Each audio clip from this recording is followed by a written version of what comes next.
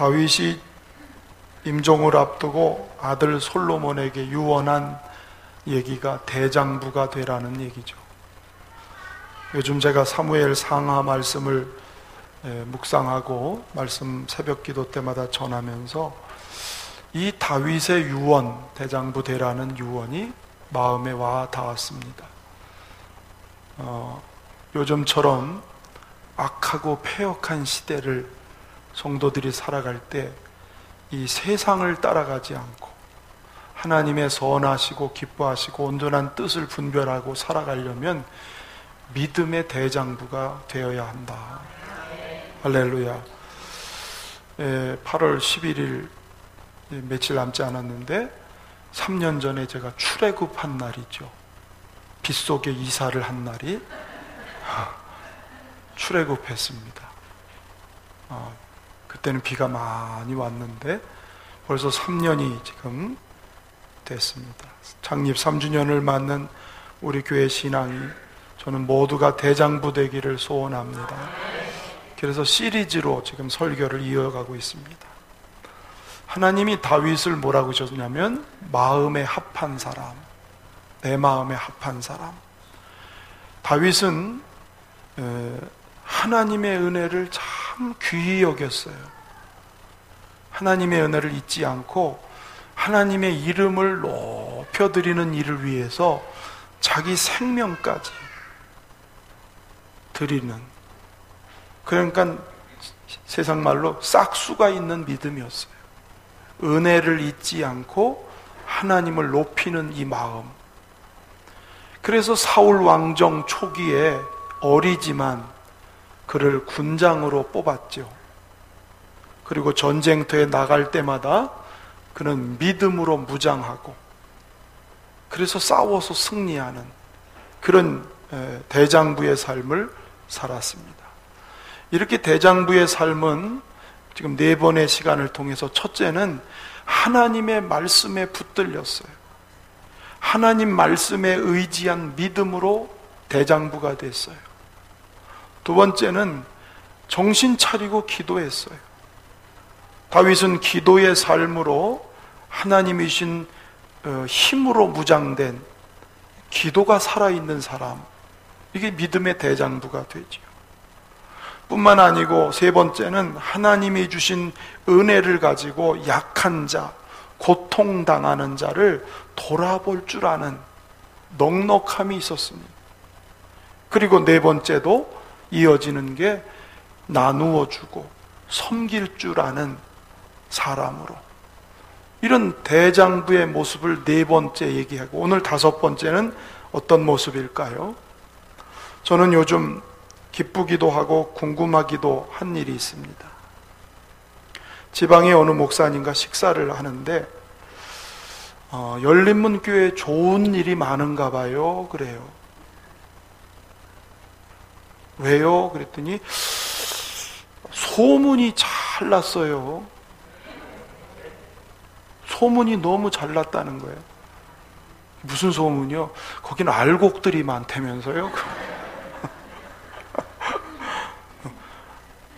분위기가 그렇게 좋다면서요. 자기 성도가 자기한테 와서 우리 교회를 칭찬하더라는 얘기입니다. 그러더니 며칠 전에는 우리 성도님이 밥을 사주길래 밥을 먹는데 식사 자리에서 자기가 아는 어떤 사람이 말하는데, 나는 교회에 갈 거면, 아직 안 다니는 분인가 봐요. 나는 교회에 갈 거면 규암에서 나간 부여에 있는 열린문교회로 가겠다. 그분이 부여읍에 사는 분이 아니에요. 저 은산 저쪽에 산대요. 저한테 그렇게 전해요. 혹시 제가 꾸민 얘기 같아서 물어보세요. 제가 누구라고 가르쳐 드릴 테니까. 거기에다가 뭐라고 말을 붙이냐면, 열린문교회 가면 병자도 낫고. 나 이 말에 부담스러웠어요. 우리 교회 오면 병자가 낫는구나. 이거는 아마 하나님이 너 치유기도 좀 많이 해라. 지금도 기도하면 병자가 낫는다는 거를 하나님이 일하려고 저한테 압력을 넣으신 것 같아요. 네, 좋긴 했어요. 근데 한편으로는 좀 부담스럽기도 하고요. 어쨌든 교회가 지역에 좋은 소문이 나는 건 참 좋습니다. 할렐루야. 데살로니가 교회가 그랬습니다. 데살로니가전서 1장 7절 8절 읽어보겠습니다. 시작. 그러므로 너희가 마게도냐와 아가야에 있는 모든 믿는 자의 본이 되었느니라. 주의 말씀이 너희에게로부터 마게도냐와 아가야에만 들릴 뿐 아니라 하나님을 향하는 너희 믿음의 소문이 각처에 퍼졌으므로 우리는 아무 말 할 것이 없노라. 바울이 데살로니께 편지를 쓰면서 너희가 그 환난 중에 복음을 받아들이더니 너희의 믿음의 모습이 주님을 본받는다고 소문이 났더라. 데살로니가 교회가 주변에 소문이 났다는 거예요. 그래서 내가 아무 말도 할 것이 없다. 이렇게 좋은 소문이 나면 되는 거지요. 또 최초로 세워진 마가다락방교회 사도행전 2장 46절 47절도 같이 읽어보겠습니다. 날마다 마음을 같이하여 성전에 모이기를 힘쓰고 집에서 떡을 떼며 기쁨과 순전한 마음으로 음식을 먹고 하나님을 찬미하며 또 온 백성이 칭송을 받으니 주께서 사람을 날마다 더하게. 이 다락방교회도 칭송을 받았대요. 온 주변 사람들한테 다락방 교회인들이 칭찬을 들었어요. 칭찬이 많으니까 하나님이 구원받는 사람을 날마다 더하게 하시니라. 교회는 좋은 소문이 나야 되고 주변에 칭찬을 들어야 돼요. 그러면 주님이 믿는 구원받는 수를 그 교회를 통해서 더하게 하시는. 할렐루야. 그런데 이 초대교회가 어땠냐면 하나가 됐습니다. 교회가 하나가 되고 성도들이 무엇보다도 모이기를 힘썼어요. 예, 우리 성도들은 어떠세요? 모이기를 힘쓰시나요? 또 기도하기를 힘썼다고 그랬습니다. 뿐만 아니라 나눠줬다고 그랬어요. 자기가 가진 것들을 자꾸 나눠주는 이런 모습을 통해서 칭송이 많았습니다. 저는 우리 교회 모습이 비슷하지 않나 이렇게 생각을 해요. 왜냐하면 우리는 지금 하나가 되었습니다. 할렐루야. 아니요 할 사람은 끝나고 저한테 얘기해 주세요. 하나가 됐습니다. 무엇보다도 기도하기를 힘써요. 새벽마다 30명 넘게 모여서 막 다행히 우리 소리가 바깥으로 안 나가서 그렇지 소리를 질러가며 하나님께 부르짖기를 힘쓰는 교회. 아멘. 작은 것도 자꾸 나누는 교회. 제가 여러분들이 잘 갖다 줘서 농사진 거 뭐 여러 가지, 저도 혼자서 뭘 먹겠어요. 또 저도 누구한테 또 줄 거 아니에요. 자꾸 전해주는 거죠. 예. 오늘 아침도 우리 이경 권사님이 호박 농사를 졌다고 호박 가져와서 먹고 싶은 사람 가져가세요. 동 났어요. 지금 동 났어요. 일부 예배 때 다 가져갔어요. 또 송옥자 집사님은 묵을 써가지고 와가지고 점심 때 묵하고 점심 잡수세요. 심정수 권사님은 매 주일마다 김밥을 만들어 오세요. 할렐루야. 제가 예를 들은, 오늘만 예를 든 거지요. 얼마나 작은 거라도 자꾸 나누려고 하고 베풀려고 하고 저는 또 옮기려고 하고 자꾸 이러다 보니까 우리 교회가 소문이 잘 날 수밖에 없구나. 아멘. 교회와 음식점의 공통점을 말한다면 좋은 소문이 나는 거예요. 좋은 소문 나면 어떻더라? 멀리서도 오더라. 맞죠? 가끔 부여에 계신 분들이 식사하러 청양에 가신대요. 청양 어디에 가면 비빔밥이 좋더라 소문이 났어요. 청양 어디에 가면 옷 삼계탕 국물이 진하더라 소문 나니까 청양까지 그거 먹으러 가요.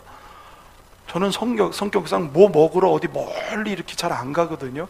근데 데리고 가니까 먹죠. 가서 규암에 가면 만덕가라는 식당이 있어요.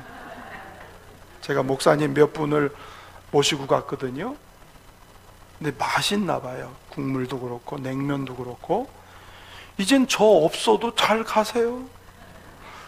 그냥 당신만 가는 게 아니라 당신네 교인들까지 데리고 오시더라고. 당신네 지역 논산에서 며칠 전에는 저보러 만덕가에다 예약을 해달래요.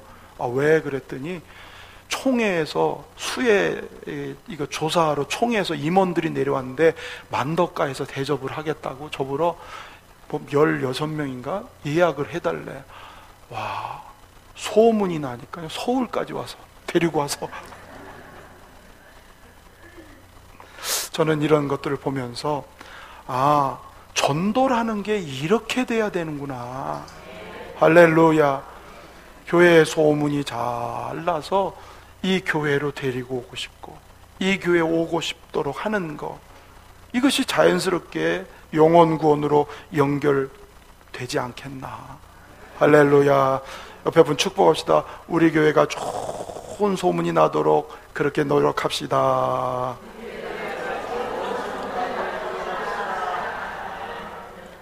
좋은 소문이 나려면요, 몇 가지가 있어요. 예배를 드리면서 은혜의 맛을 봐야 돼. 할렐루야. 여러분, 은혜를 맛봐야 돼. 맛을 모르면 소문 없죠. 찬송을 드리다가 주의 임재를, 하나님의 사랑을 경험하는 맛을 봐야 돼요. 할렐루야. 쉬지 않고 교회에서 기도하다가 하나님이 치료하시거나 응답 주시거나 일하시는 맛을 봐야 돼요. 와, 기도했더니 이렇게 하나님이 역사하시더라는 맛을 봐야 돼.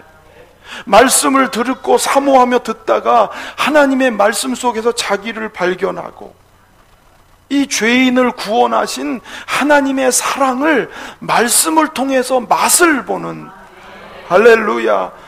그렇게 맛을 보면은 우리가 좋은 소문이 날 수밖에 없지요. 특별히 교회가요, 성도들이 서로 하나가 되고 서로 좋은 관계를 이루면 분위기가 어때질까요? 따끈해져요. 그러면 이 분위기 속에 외부에서 왔던 사람이 이 교회 얼굴이 환하네, 이 교회 분위기가 너무 좋네, 마음이 끌리게 돼 있습니다. 시편 34편 8절 말씀 한번 읽어봅시다. 시작. 너희는 여호와의 선하심을 맛보아 알지어다. 그에게 피하는 자는 복이 있도다. 너희는 여호와의 선하심을 맛보아 알지어다. 하나님의 은혜의 맛을 보는 거예요. 여러분, 신앙생활은 맛을 보지 못하면 신앙생활이 즐거움이 없어요. 교회 생활에 즐거움이 없어요. 하나님은 지금도 은혜와 진리로 매일매일 매 예배 때마다 임하시고 찾아오시는, 은혜 베풀기를 원하시는 그 하나님, 우리의 가슴이 그 주님을 뜨겁게 사모하고 나아가면 오늘도 주님 우리에게 은혜를 주세요. 맛보게 하시는, 할렐루야. 그렇습니다. 이렇게 교회에 분위기도 좋고 맛도 좋아야 돼요. 그런데 빠지면 안 되는 게 한 가지 있어요.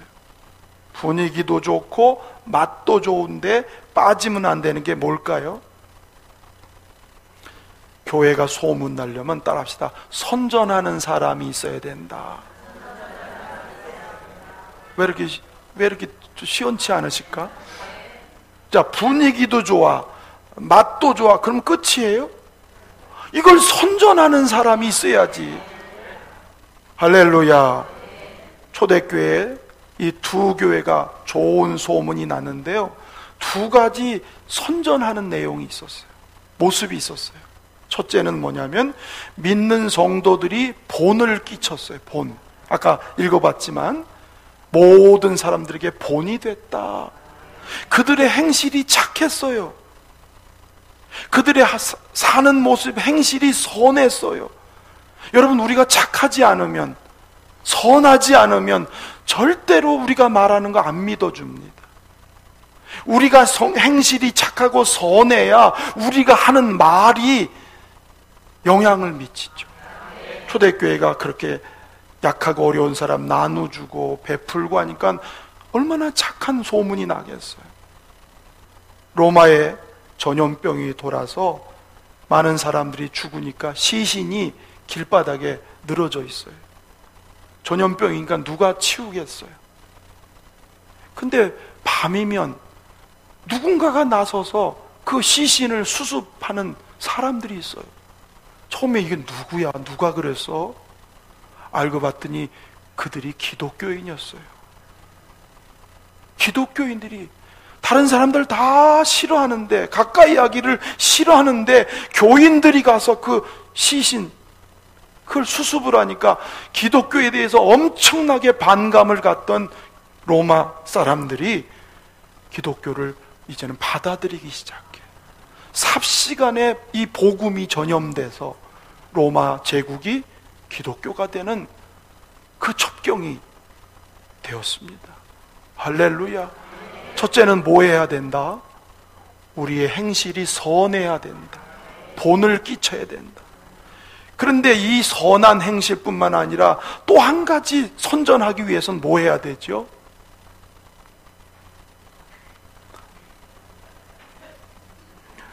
주무시는가? 따라합시다. 입을 열어 예수를 전해야 한다. 할렐루야. 우리를 죄에서 구원하기 위해서 하나님의 아들이 세상에 오셨습니다.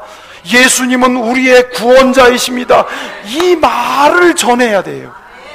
행실뿐만 아니라 이 말이 전해져야 돼요. 사도행전 5장 42절 말씀 같이 읽어보죠. 시작.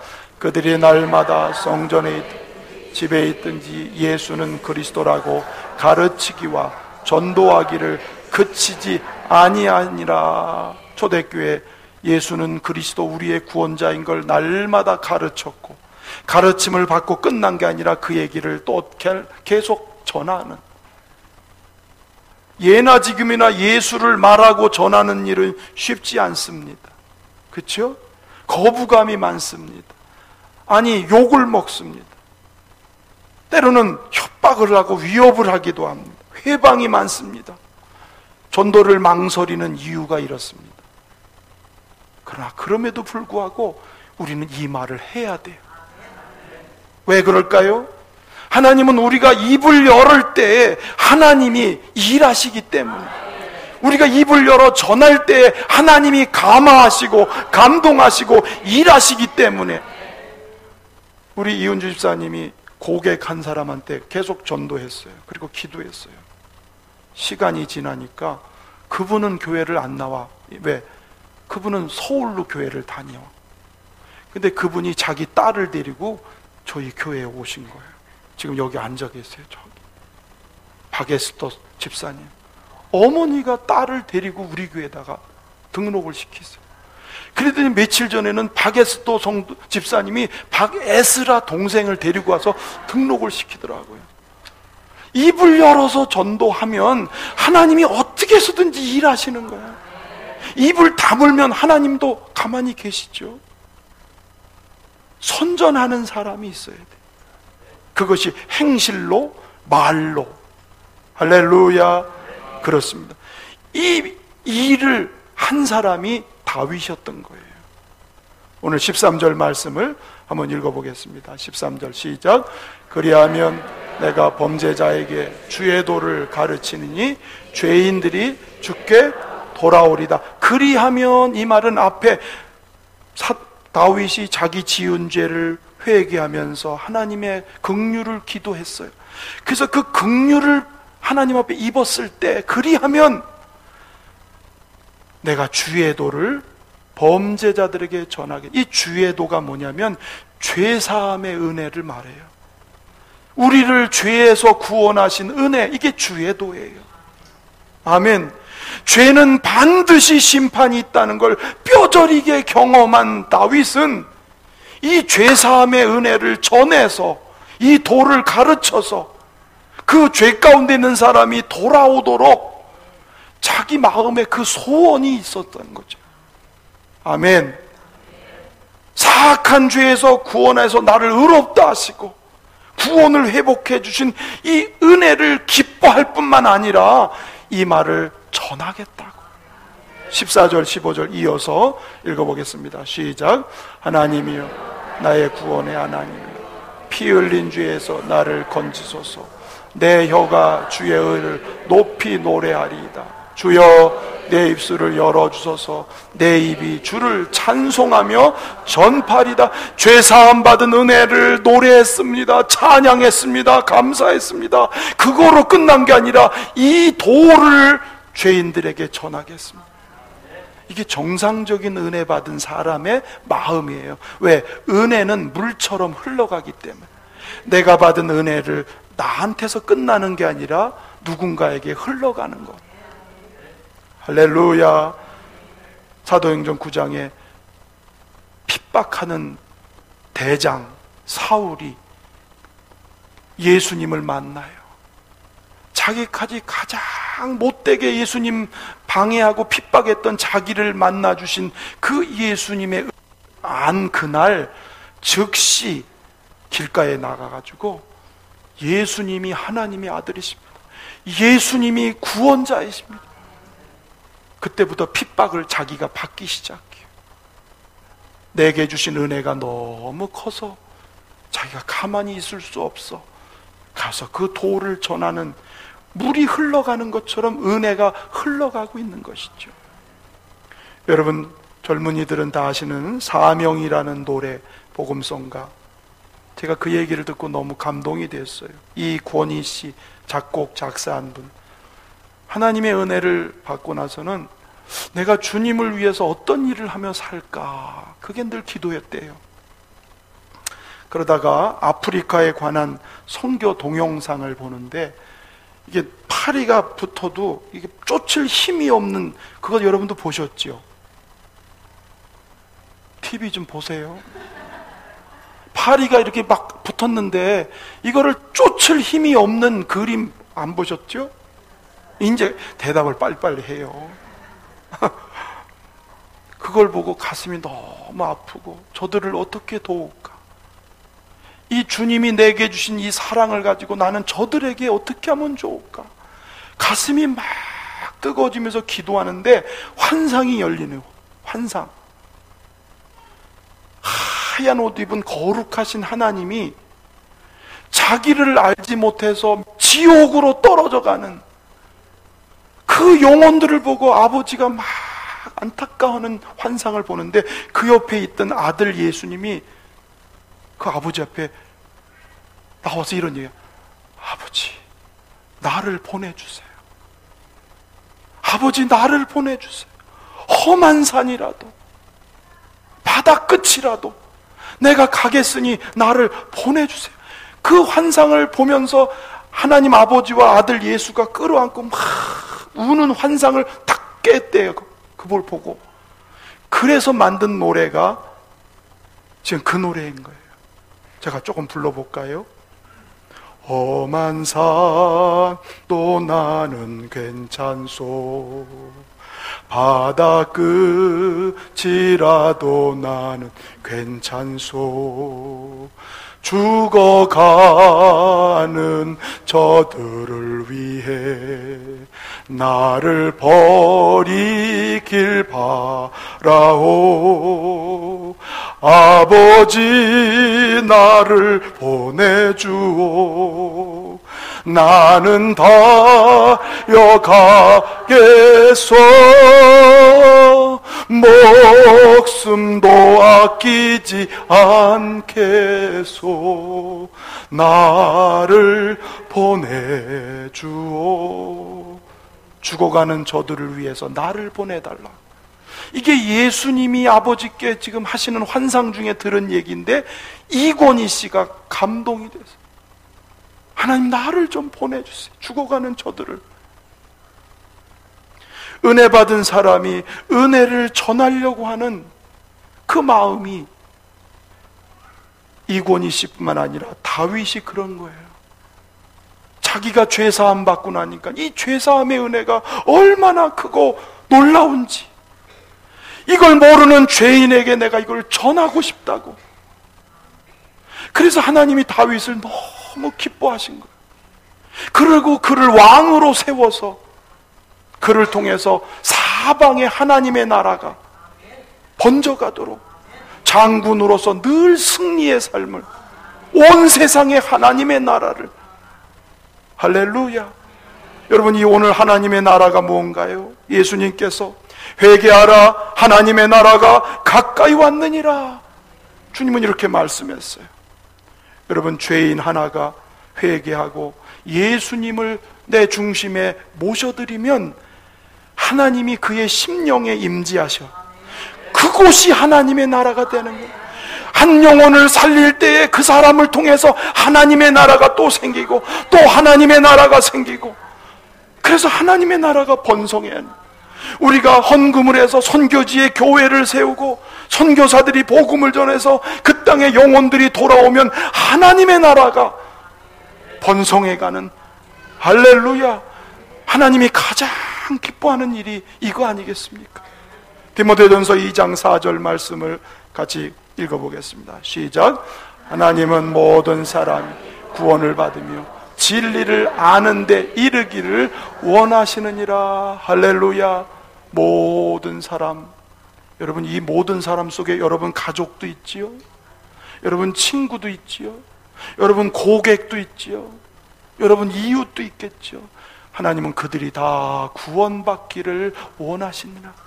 한 마리 잃어버린 양을 찾으시는 목자의 그 모습이 바로 이렇게 주님이 찾는다는 것을 말씀하고 있지요. 예수님은 내가 온 것은, 인자가 온 것은 이렇게 잃어버린 영혼, 이 죄 가운데 있는 영혼을 찾아서 구원하려고 내가 왔다.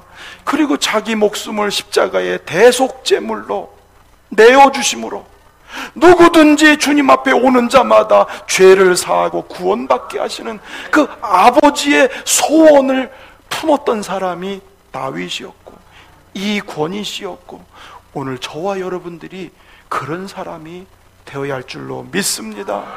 할렐루야. 우리의 사명, 베드로전서 2장 9절에 보시면, 자, 읽어보실까요? 시작. 족속이요 왕같은 제사장들이요 거룩한 나라. 자, 거기까지 백성이니 우리가 하나님이 택하셨어요. 왕같은 제사장 특권을 주셨어요. 하나님이 임재하시는 거룩한 나라가 되고 우리는 하나님께 속한 백성이 되었어요. 그런 우리가 어떻게 살아야 되느냐? 그 다음에 읽어볼까요? 이는 너희를 어두운 데서 불러내어 그의 기이한 빛에 들어가게 하신 이의 아름다운 덕을 선포하게 하려 하시며, 이 아름다운 덕이 십자가 복음이에요. 아멘. 이것을 선포하라. 옛날 성경에는 선전하게 하려 함이니라. 할렐루야. 그렇습니다. 하나님 없이 죄로 인하여 멸망하는 영혼들을 생각하는 마음, 이것이 오늘 다윗에게 통해서 우리에게 주시는 교훈입니다. 믿음의 장부는 잃어버린 영혼을 찾고자 하는, 죽어가는 영혼을 살리고자 하는, 할렐루야.